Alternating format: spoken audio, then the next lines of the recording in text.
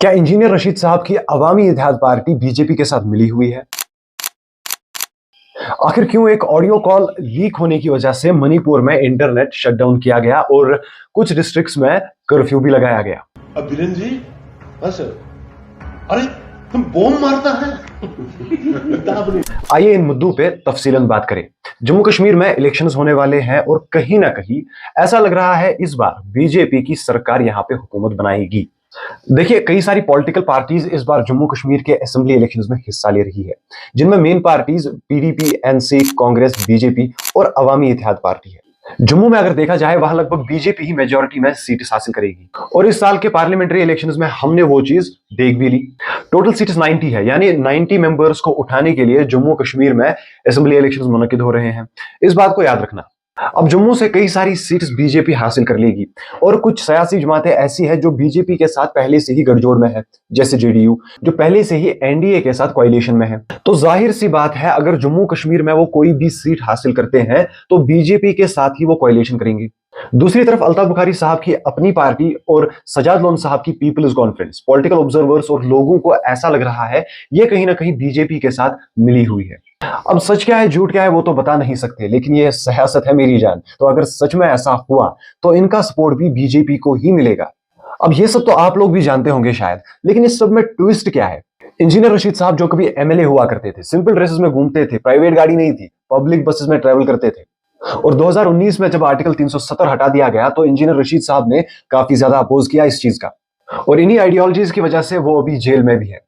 इन्हीं सब चीजों की वजह से कई पॉलिटिकल एनालिस्ट्स और सीनियर जर्नलिस्ट्स का कहना है इंजीनियर रशीद साहब को पार्लियामेंट्री इलेक्शन में सिंपैथी वोट्स मिले, और क्योंकि उनके पास कोई पैसा नहीं था तो पार्लियामेंट्री इलेक्शन में उनके बेटे अबरार रशीद ने कोई पैसा इन्वेस्ट भी नहीं किया। लेकिन इस बार सवाल यही है कि उनके पास पैसा नहीं है, जिस पे 10 सितंबर ग्रेटर कश्मीर के तीसरे पेज पे एक खबर पब्लिश हुई जिसमें महबूबा मुफ्ती कहती है अगर इनके पास पैसा नहीं, इंजीनियर रशीद साहब जेल में है, तो हर कंस्टिट्यूएंसी से वो अपने कैंडिडेट्स को कैसे मैदान में उतार रहे हैं। उनकी रैलीज में जो व्हीकल्स यूज होती है उनके लिए फंडिंग कहां से होती है, आखिर इतना पैसा कहां से आ रहा है। मैं जानना चाहती हूँ कि इंजीनियर रशीद साहब तो जेल में हैं, तो ये जो पार्टी बनाने में मुफ्ती साहब को 50 साल लगे और अभी तक हमारे पास ऐसे रिसोर्सेज नहीं है कि हम जगह जगह कैंडिडेट खड़ा करें। एक आदमी जो जेल के अंदर है, पार्लियामेंट इलेक्शन लड़ते हैं, बहुत अच्छी बात है। अब उनकी ये ऑर्गेनाइजेशन के पीछे कौन है जो जगह जगह उनके लोग खड़े होते हैं? वो पैसा कहाँ से आता है, वो फंड्स कहाँ से आते हैं? जिसके बाद वो खुद कहती है अवामी इत्तेहाद पार्टी बीजेपी के साथ मिली हुई है और बीजेपी ही इन्हें फंडिंग भी कर रहा है।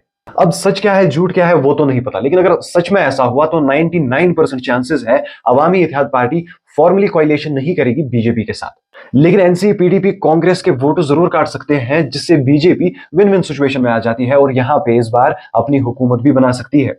अब जम्मू कश्मीर इलेक्शन में क्या कुछ अपडेट्स होंगे वो सब भी आपको पीएनएन पर ही सुनने को मिलेगा, लेकिन फिलहाल फिर से मणिपुर ने वायलेंस का रूप इख्तियार कर लिया है। इंडियन एक्सप्रेस की इस रिपोर्ट के मुताबिक मणिपुर में इंटरनेट सर्विस बंद कर दी गई है, 3 डिस्ट्रिक्ट्स में कर्फ्यू लगाया गया है। 1 सितंबर से ये वायलेंस फिर से शुरू हो गई और अभी तक 11 लोगों की जान भी जा चुकी है। लेकिन अगर अभी तक सिचुएशन काम डाउन थी, फिर ये वायलेंस पैदा कहां से हुई? बात है 6 अगस्त की, जब सोशल मीडिया पे एक ऑडियो क्लिप वायरल हो गई। अमित शाह ने सिला, अब बीरेन जी, हाँ सर, अरे तुम बॉम्ब मारता है।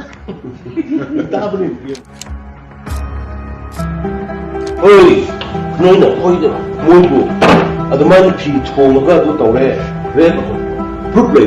स्टेट गवर्नमेंट ने 8 और 20 अगस्त को 2 स्टेटमेंट्स दिए। यह ऑडियो क्लिप फेक है। मणिपुर में हालात खराब करने के लिए ये एक चाल चली जा रही है, लेकिन तब तक हालात ऑलरेडी खराब हो चुके थे।